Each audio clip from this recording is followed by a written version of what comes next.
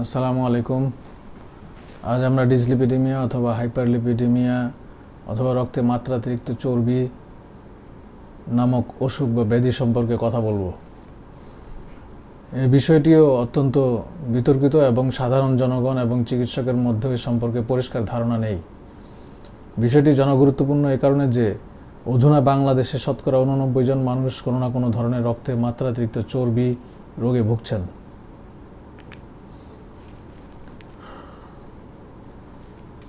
Dyslipidaemia বা hyperlipidemia হলো লাইপোপ্রোটিনের বিপাকীয় অসুখ যাতে টোটাল কোলেস্টেরল অথবা ট্রাইগ্লিসারাইড অথবা টোটাল কোলেস্টেরল ও ট্রাইগ্লিসারাইডের সম্মিলিত অস্বাভাবিকতা ঘটে। মোট 5 ধরনের প্রিন্সিপাল টাইপ অফ লাইপোপ্রোটিন আছে, যেমন chylomicron, low density lipoprotein, very low density lipoprotein, intermediate density lipoprotein, high density lipoprotein. মোট 3 ধরনের হাইপারলিপিডেমিয়া আছে, যেমন প্রিডোমিনেন্ট হাইপারকোলেস্টেরলেমিয়া যেখানে কোলেস্টেরল বেশি থাকে, প্রিডোমিনেন্ট হাইপারট্রাইগ্লিসেরিডেমিয়া যেখানে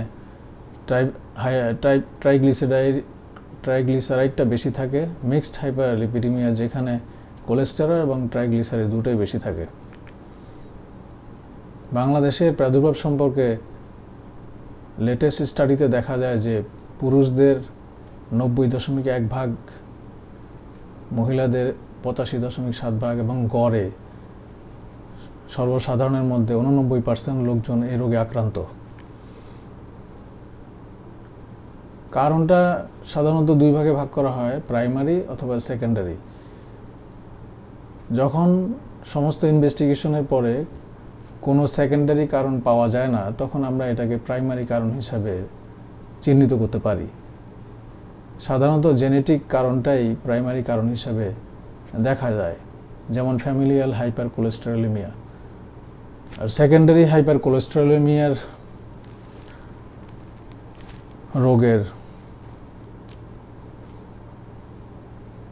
কমন কারণগুলি হচ্ছে কিছু ওষুধের কারণে এটা হয়, যেমন diuretics, cyclosporine, glucocorticoids, androgens, antiretroviral agents, স্থূলতা, অতিরিক্ত স্যাচুরেটেড ফ্যাট খাওয়ার কারণে, যেমন fatty cuts of meat, beef, lamb এবং পোর্কের, মুরগি অথবা হাঁস এগুলির চামড়া সহ খাওয়া, চিজ, ক্রিম এবং পাম অয়েল, অথবা ট্রান্সফ্যাট খাওয়া, যেমন nuggets, fast food, potato chips, french fry, চানাচুর, চিরা ভাজা এগুলো। এছাড়া হাইপোথাইরয়েডিজম, কোলেস্টেটিক লিভার ডিজিজ এবং গর্ভাবস্থায়ও এটা বেড়ে থাকে। কম সাধারণ কারণগুলির মধ্যে হচ্ছে nephrotic syndrome, anorexia nervosa, porphyria, হাইপারপ্যারাথাইরয়েডিজম।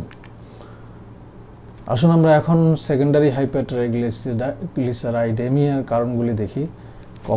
অতি সাধারণ কারণগুলির মধ্যে আছে যে type 2 diabetes mellitus, পুরলি control diabetes mellitus, অতিরিক্ত রিফাইন্ড কার্বোহাইড্রেট খাওয়া, যেমন হোয়াইট আটা, ময়দা এগুলো, chronic kidney disease, abdominal obesity অথবা সেন্ট্রাল ওবেসিটি, অতিরিক্ত অ্যালকোহল পান অথবা চর্বি জাতীয় খাবার খাওয়া, হেপাটোসেলুলার ডিজিজ, ধূমপান, কিছু ঔষধ যেমন beta blocker, retinoids, corticosteroids, antiretroviral agent, oral contraceptives, thiazide diuretics.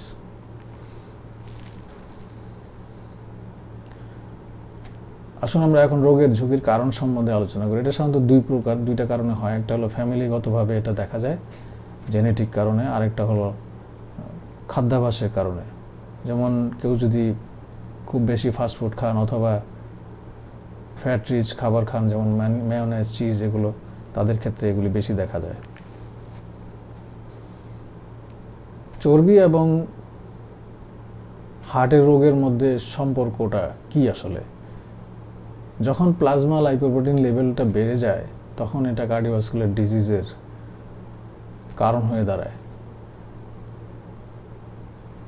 Combination লো ডেন্সিটি লাইপোপ্রোটিন এবং অ্যাপোলাইপোপ্রোটিনকে এলপিএ বলে। যদি এটা বেড়ে যায় তাহলে সেটা হার্টের রোগকে বাড়িয়ে দেয়। আর হাই ডেন্সিটি লাইপোপ্রোটিন আমাদের জন্য ভালো, যেটা কোলেস্টেরলকে টিস্যু থেকে উঠিয়ে নিয়ে গিয়ে লিভারে নিয়ে যায়, যেখানে এটা বিপাক হয় এবং বাইলের মাধ্যমে শরীর থেকে বের হয়ে যায়। লো যদি এই হাই ডেন্সিটি লাইপোপ্রোটিন যদি কমে যায় তাহলে সেটা আবার সাধারণত ট্রাইগ্লিসারাইড এলিভেশনের সাথে সম্পর্কিত এবং এটা একই সাথে হার্টের রোগকে বৃদ্ধি করে। প্রাইমারি ইনহেরিটেড উত্তরাধিকার সূত্রে কিছু আমরা চর্বি জাতীয় রোগ পাই, যেমন ফ্যামিলিয়াল হাইপারকোলেস্টেরোলেমিয়া, এটা সবচেয়ে কমন। ফ্যামিলিয়াল কম্বাইন্ড হাইপারলিপিডিমিয়া, এটাও কমন। ফ্যামিলিয়াল হাইপারট্রাইগ্লিসিডেমিয়া, এটা আনকমন। রেমন্যান্ট রিমুভাল ডিজিজ, এটাকে রেমন্যান্ট লাইপেমিয়া বলা হয়, এটা আনকমন। এবং ফ্যামিলিয়াল হাইপো আলফা লাইপোপ্রোটিনেমিয়া, যেটা খুবই রেয়ার। আসুন আমরা ফ্যামিলিয়াল হাইপারকোলেস্টেরোলেমিয়া সম্পর্কে একটু আলোচনা করি। এটা জেনেটিক্যালি মডুলেটেড ক্লিনিক্যাল সিনড্রোম। এইখানে সাধারণত ছোটোকাল থেকেই বাচ্চাদের লো ডেন্সিটি লাইপোপ্রোটিন কোলেস্টেরলের লেভেল বেশি থাকে এবং ট্যানজেন্থোমা ডেভেলপ করে এবং করোনারি হার্ট ডিজিজও ডেভেলপ করে। এটা সাধারণত দেখা গেছে যে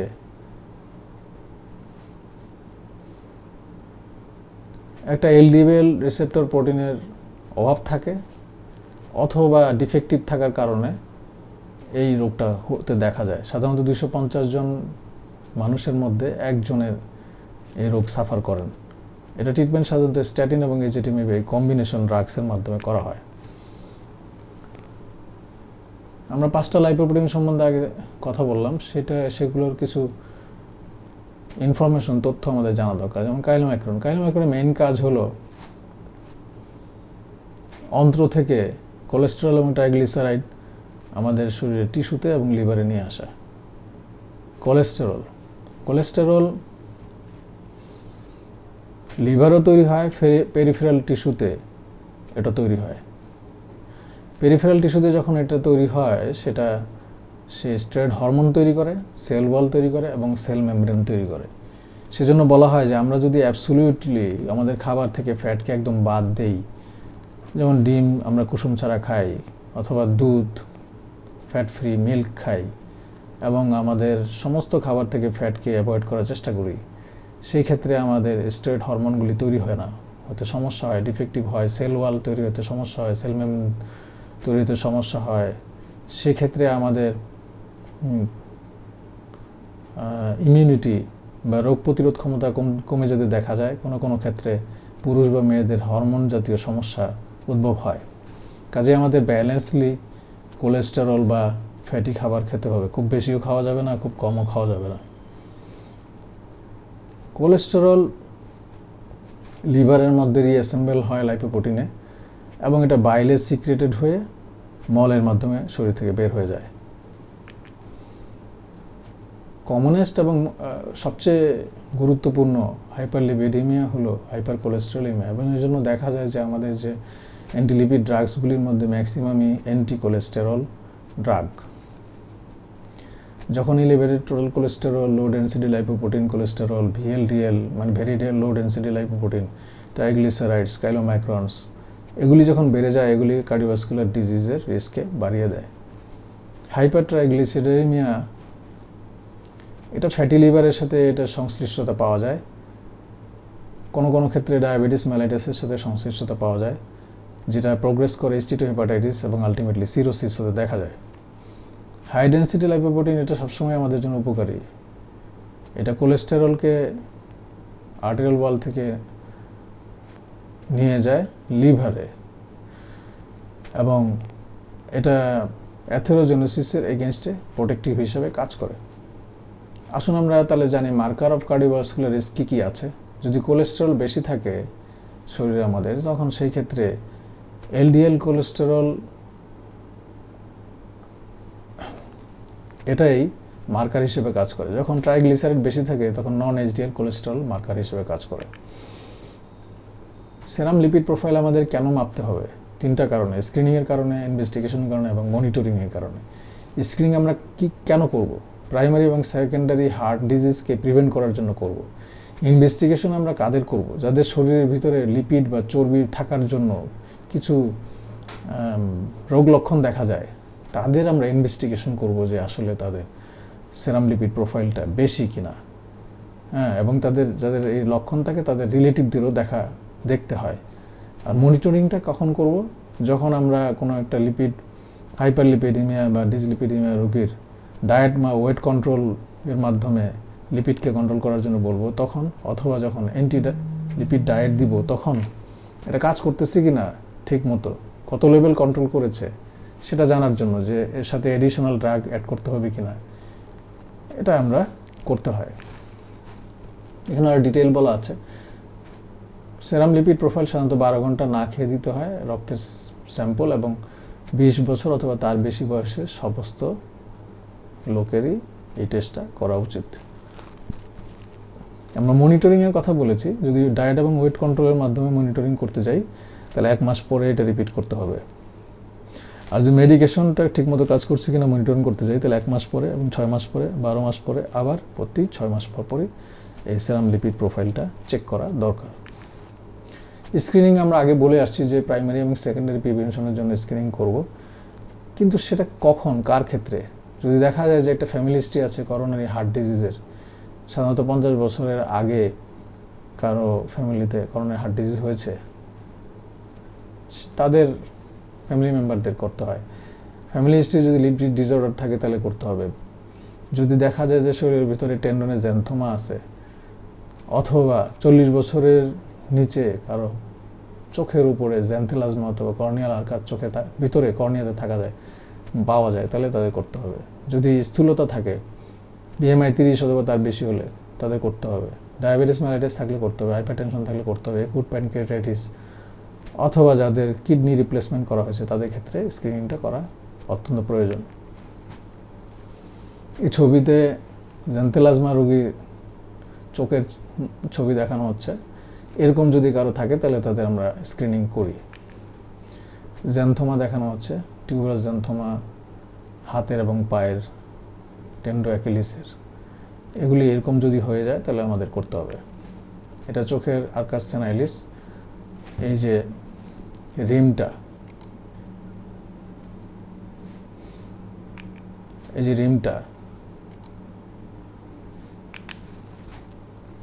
চোখের চতুর্দিকে যে রিমটা, এই রিমটা যদি দেখা যায় তাহলে আমাদের এটা করতে হবে। এটার নাম আর্কাস সেনাইলিস।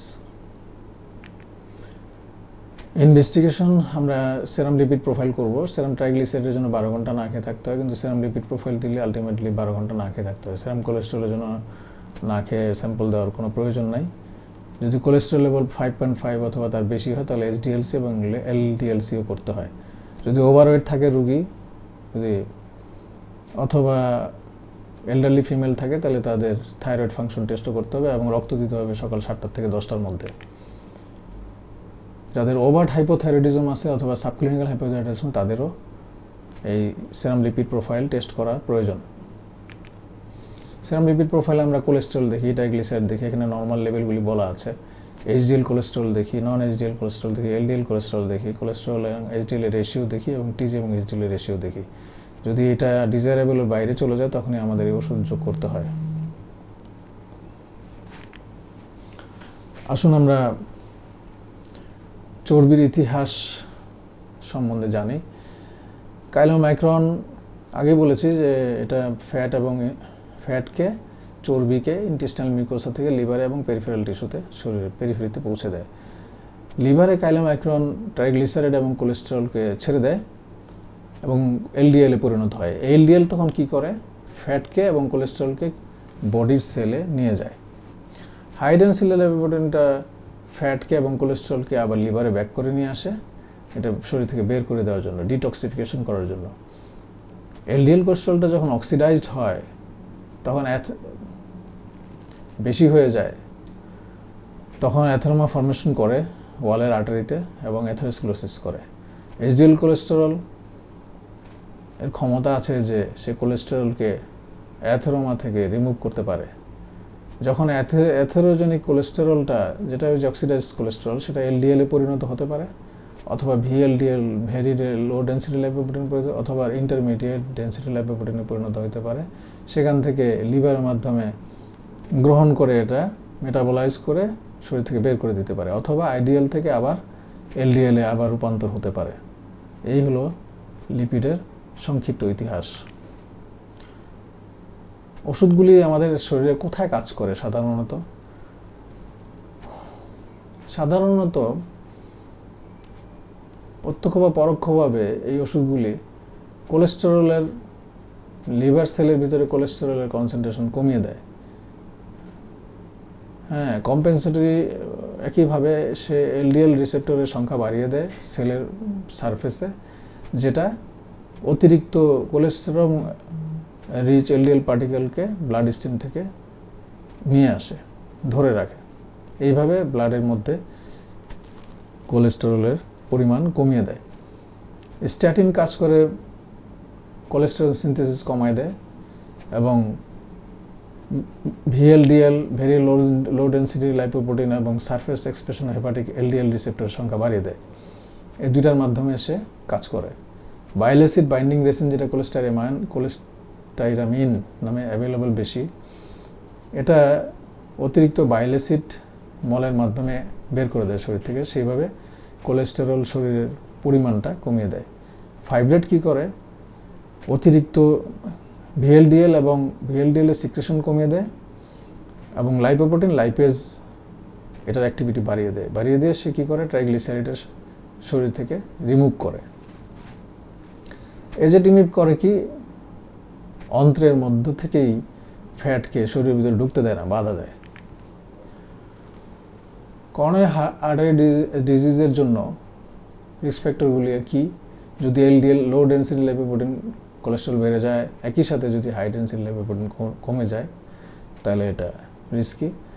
অথবা লো ডেন্সিটি লাইপোপ্রোটিন কোলেস্টেরল এবং হাই ডেন্সিটি লাইপোপ্রোটিন কোলেস্টেরলের যে অনুপাত, এটা যদি 4-এর বেশি হয়, তাহলেও এটা risk factor, major risk factor হিসেবে কাজ করে। কোলেস্টেরলের মাত্রা যদি 7.8 মিলিমোল পার লিটারের বেশি হয়, তাহলে এটা করোনারি আর্টারি ডিজিজের জন্য রিস্ক বাড়িয়ে দেয়। অতিরিক্ত কোলেস্ট্রল থাকলে সে কী করে? সে আর্টারি ওয়ালে জমা হয়ে সে আর্টারিকে ব্লকেজ করে দেয়। ব্লকেজ করার পরে সে করোনারি আর্টারি ডিজিজ তৈরি করে। এবং লিপিড যদি আমরা ওষুধের মাধ্যমে কমাই, তাহলে লাভ কি? 10% যদি টোটাল কোলেস্টেরল আমরা শরীর থেকে কমিয়ে দিতে পারি, তাহলে দ্বিগুণ, প্রায় 20% রিডাকশন হয় করোনারি আর্টারি ডিজিজ তৈরি হওয়ার 3 বছর খাওয়ার পরে।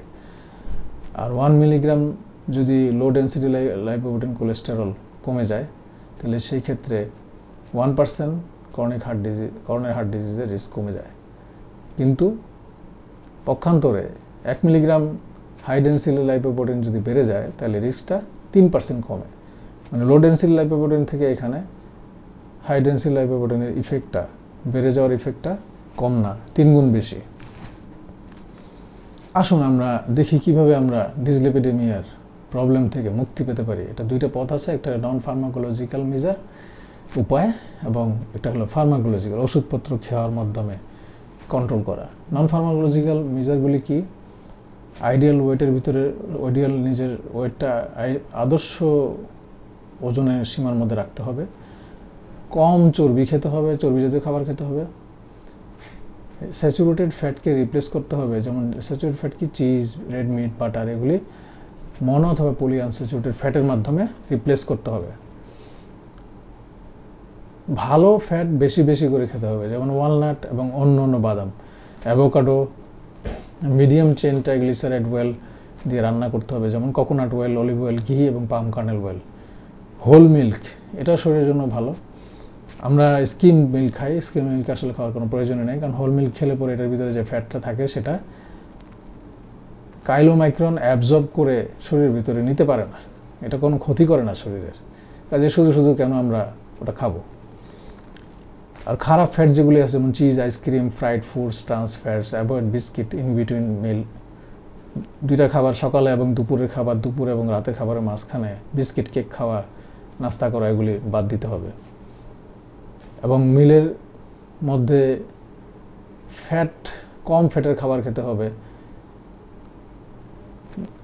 চামড়া সহ চিকেন খাওয়া বাদ দিতে হবে। ফিশ খেতে হবে সপ্তাহে কমপক্ষে 2 দিন এবং রেগুলার এক্সারসাইজ করতে হবে এই লেভেলে যে 40 মিনিট করে প্রতিদিন, সপ্তাহে কমপক্ষে 4 দিন।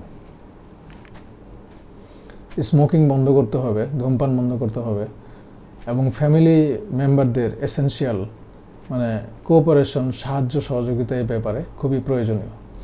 ফার্মাকোলজিক্যাল আসলে ডিপেন্ড করে যেটা কোন টাইপের ডিসলিপিডিমিয়া। আমরা বলেছি যে 3 টাইপের, যে টাইপের ডিসলিপিডিমিয়া সেই টাইপের ওষুধ আমরা দিব। আর effect of some modern foods আর ফুড কনসেপ্ট, যেমন আমি আগে বলেছি low fat milk, zero cal sweetener, low cholesterol meat, egg without yolk, lean meat, এগুলি আসলে তেমন কোনো উপকারী ধারণা না এবং উপকার করেও না। লিপিড লোয়ারিং ড্রাগসগুলি এখানে উল্লেখ করা আছে। এর মধ্যে স্ট্যাটিন গ্রুপ আছে, বাইল অ্যাসিড বাইন্ডিং রেসিন আছে, ফাইব্রেটস আছে। ফাইব্রেটসের মধ্যে ফেনোফাইব্রেট আর চয়েস অফ ড্রাগ। আদার এজেন্সির মধ্যে এজিটিমিব একটা choiceable drug, fish oil N3 fatty acids এবং PCSK9 ইনহিবিটরস, এগুলো নতুন আসছে, একদম নতুন ড্রাগ, ইনজেক্টেবল ড্রাগ এবং খুবই পাওয়ারফুল। এখানে লিপিড লোয়ারিং ড্রাগদের ইন ডিটেল সব কিছু লেখা আছে। দিয়ে এখানে খেয়াল করলে দেখা যাবে যে 2টা বাদে বাকি সব ড্রাগসই কোলেস্টেরল, অ্যান্টি কোলেস্টেরল ড্রাগ। শুধু fish oil N3 fatty acid এবং ফাইব্রেটস, ফেনোফাইব্রেট এবং সিপ্রোফাইব্রেট, এটা ট্রাইগ্লিসারাইডকে, জেমফাইব্রোজিল ট্রাইগ্লিসারাইডকে কমায়। কারণ ট্রাইগ্লিসারাইড বেশি রোগীর থেকে কোলেস্ট্রল রোগী আমরা বেশি পাই, সেই জন্য ড্রাগসও বেশি। কিছু ইম্পর্টেন্ট ইনফরমেশন লিপিড লোয়ারিং ড্রাগসের সময় জানা দরকার। স্ট্যাটিন, দেখা গেছে যে একটা লেটেস্ট স্টাডিতে যে স্ট্যাটিন গ্রুপের ড্রাগ দেওয়ার কারণে যেসব লোকের মেটাবলিক সিনড্রোম আছে তাদের মধ্যে ডায়াবেটিস হতে দেখা গেছে। সেজন্য এটা স্পষ্ট যে নন ডায়াবেটিক, যাদের ডায়াবেটিস নাই অথচ ডিসলিপিডেমিক, তার কোলেস্টেরল অথবা ট্রাইগ্লিসারাইড লেভেল বেশি, তাদের ক্ষেত্রে এই ওষুধটা দেওয়াটা যুক্তিযুক্ত নয়।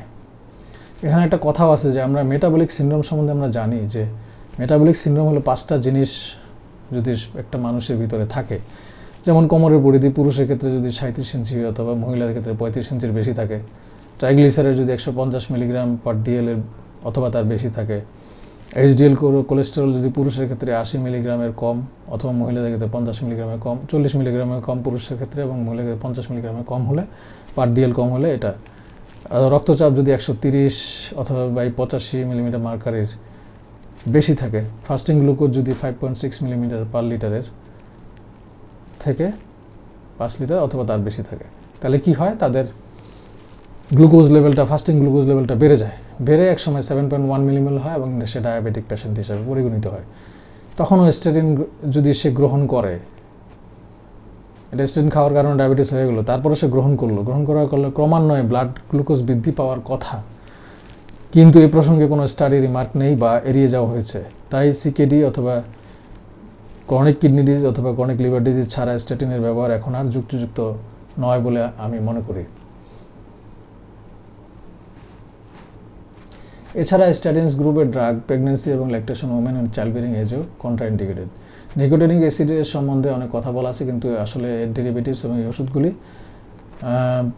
করোনারি আর্টারি ডিজিজ প্রিভেনশনের ক্ষেত্রে তেমন কোনো ভূমিকা রাখে না। ফাইব্রেটস হলো চয়েস অফ ড্রাগ, কিন্তু কন্ট্রাইন্ডিকেটেড হেপাটিক এবং রেনাল ফাংশন সিভিয়ারলি ইম্পেয়ার্ড থাকলে জেমফাইব্রোজিল কন্ট্রাইন্ডিকেটেড স্ট্যাটিনের সাথে কম্বিনেশনে, কারণ এটা 30 গুণ বেশি মায়োপ্যাথির রিস্ক বাড়িয়ে দেয়। কোলেস্টেরামিনটা সাধারণত অ্যাভেলেবল পাওয়া যায় আমাদের দেশে, এটার সাইড এফেক্ট কম এবং এটা কিন্তু সমস্যা হলো যে এটা কারো কারো ক্ষেত্রে জিআইটি প্রবলেম করে, অন্ত্রের মধ্যে প্রবলেম করে, কনস্টিপেশন করে, অ্যানোরেক্সিয়া করে, অ্যাবডোমিনাল ফুলনেস করে, গ্যাস তৈরি করে, অফেন্সিভ উইন্ড এবং কারো কারো ক্ষেত্রে ডায়রিয়া করে। কিন্তু এই ড্রাগটা এবং ফ্যাট সলিবল ভিটামিন অনেকদিন ধরে খেলে পরে ফ্যাট সলিবল ভিটামিনের ডেফিসিয়েন্সিও করে। এই ড্রাগটা অন্তঃসত্ত্বা মহিলাদের ক্ষেত্রে অথবা ল্যাকটেটিং মাদারের ক্ষেত্রে প্রয়োজনে, খুব বেশি প্রয়োজনে দেওয়া যেতে পারে যদি এটার লাভ আমরা দেখতে পাই। আর রিজেটিমিব সম্বন্ধে বলা হয়েছে যে এটার সাইড এফেক্ট তেমন একটা নাই। হ্যাঁ, এটা খুবই প্রেফার্ড একটা ড্রাগ, এটা প্রেগনেন্সি এবং ল্যাকটেশনে অ্যাভয়েড করা উচিত। ফিশ অয়েল সাপ্লিমেন্টের তেমন কোনো আসলে প্রোটেক্টিভ ফাংশন নাই। এটা নতুন ড্রাগ আসছে, প্রোটিন কনভার্টেজ সাবটিলিসিংকেক্সিন 9 ইনহিবিটরস, এগুলি সবই ইনজেক্টেবল এবং এগুলি খুবই highly effective drugs. Hyper cholesterolaemia যদি হয় তাহলে ফার্স্ট লাইন এজেন্টের মধ্যে আমরা দেখি যে এইচএমজি কো রিডাক্স ইনহিবিটর স্ট্যাটিন গ্রুপের ড্রাগের কথা বলা আছে, যার মধ্যে সবচেয়ে ভালো ওষুধ হলো রোসুভাস্ট্যাটিন, কারণ অন্য ওষুধগুলি মায়োসাইটিস খুব বেশি করে অনেক রোগীর ক্ষেত্রে, সেই ক্ষেত্রে আমরা রোসুভাস্ট্যাটিনের পটেন্সিও বেশি, 5 মিলিগ্রাম করে দিলে পরে মাসেলে ব্যথা হয় না এবং রোগী ভালো থাকে। চয়েস অফ ড্রাগ হলো এজিটিমিব, আমি আগেই বলেছি, তাই এটা যদি রোগী পছন্দ না করে বা কোনো কারণে স্যুট না করে সেক্ষেত্রে আমরা বাইল অ্যাসিড সিকোয়েস্টিং রেসিন কোলেস্টেরামিন দিতে পারি। আমাদের দেশে হেপাকোল স্যাচেট অথবা ওলেস্টার স্যাচেট নামে পাওয়া যায়। কম্বিনেশন যদি কাজ না করে, পুরোপুরি যদি আমরা নিউট্রালাইজ না করতে পারি, তাহলে সেক্ষেত্রে কম্বিনেশন এজিটিমিব এবং ফাইব্রেট ব্যবহার করা যেতে পারে। তাও যদি কাজ না করে সেক্ষেত্রে আমরা লেটেস্ট ড্রাগ PCSK9 ইনহিবিটরস ব্যবহার করতে পারি। সেকেন্ড লাইন এজেন্ট হিসেবে প্রোভোকল এবং ইস্ট্রোজেন দেওয়া যেতে পারে। ইস্ট্রোজেন এগুলি লো ডেন্সিটি লাইপোপ্রোটিন কোলেস্টেরলকে কমায়। মডারেট টু সিভিয়ার যদি ট্রাইগ্লিসারাইড এলিভেশন হয় সেক্ষেত্রে জেমফাইব্রিজিল, ফেনোফাইব্রেট অথবা সিপ্রোফাইব্রেট আমরা ব্যবহার করতে পারি। যদি খুব বেশি হয় সিপ্রোফাইব্রেট ফেনোফাইব্রেট থেকে 25% বেশি পটেন্ট, সেক্ষেত্রে আমরা এটা ব্যবহার করতে পারি। মিক্সড হাইপার লিপিডিমিয়া যদি হয়, আমরা ফাইব্রেট হলো চয়েস অফ ড্রাগ। যদি কন্ট্রোলে না আসে তাহলে কম্বিনেশন থেরাপি এজিটিমিবের সাথে ফেনোফাইব্রেট আমরা ব্যবহার করতে পারি। রেজিস্ট্যান্স লো ডেন্সিটি লাইপোপ্রোটিন কনসেন্ট্রেশন এলিভেশন অথবা আনস্টেবল অ্যানজাইনা যদি থাকে সেক্ষেত্রে আমরা স্ট্যাটিন এবং এজিটিমিবের কম্বিনেশন অথবা স্ট্যাটিন অথবা রেসিন কোলেস্টেরামিনের কম্বিনেশন ব্যবহার করতে পারি। ম্যাসিভ হাইপার ট্রাইগ্লিসারিমিয়াতে সিপ্রোফাইব্রেট আমরা বলছি যে এটা খুব পাওয়ারফুল, এটা ইউজ করতে পারি এবং সাথে MCT ওয়েল দিয়ে আমরা রান্না করতে পারি। যেমন MCT ওয়েল হলো কোকোনাট ওয়েল, পাম কার্নেল অয়েল, বাটার এবং ঘি। এগুলি কাইলোমাইক্রনের মাধ্যমে অ্যাবজর্ব হয়ে অন্ত্র থেকে শরীরের ভিতরে যেতে পারে না, কাজে এগুলি আমাদেরকে প্রোটেকশন দেয়, এক্সট্রা প্রোটেকশন দেয়। ডিসলিপিডিয়ামের চ্যালেঞ্জ থেকে আমরা কতদিন বাঁচার জন্য কতদিন ওষুধ খাবো, এটার ব্যাপারে খুব ক্লিয়ার কাট কথা কেউ বলতে পারে না। পসিবলি সারা জীবন খেতে হবে, কেউ কেউ বলতেছেন যে আপ টু 75 ইয়ার্স পর্যন্ত খেলে চলবে। ফলো আপ ইনভেস্টিগেশনগুলি করা হয় সাধারণত 1 মাস পরে, 6 মাস পরে, 12 মাস পরে। কী করবো আমরা? সেরাম লিপিড প্রোফাইল করবো, LFT করবো, লিভার ফাংশন টেস্ট করবো এবং পসিবলি সম্ভবত CK অথবা CPK করবো। সব কথা শেষ কথা হলো ফাইব্রেটস হলো ট্রিটমেন্ট অফ চয়েস এখন, যেটা কোলেস্টেরল এবং ট্রাইগ্লিসারাইড দুইটাকেই কমায়, যেটা কার্ডিও প্রোটেক্টিভ HDL-কে বাড়ায়। এজিটিমিব হলো হাইপার মানে যেসব রোগীর সিমটম আছে, জ্যান্থোমা, জ্যান্থেলাজমা, কর্নেলার্কাস উইথ টাইপ ডায়াবেটিসের ক্ষেত্রে এটা choice of drug. Ezetimibe also ব্যবহার করা হয় positive family history of cardiovascular disease, albuminuria, hypertension, smoking এবং primary prevention of dyslipidemia with kidney disease ও লিভার ডিজিজ অথবা CKD-র ক্ষেত্রে atorvastatin is the choice of drug.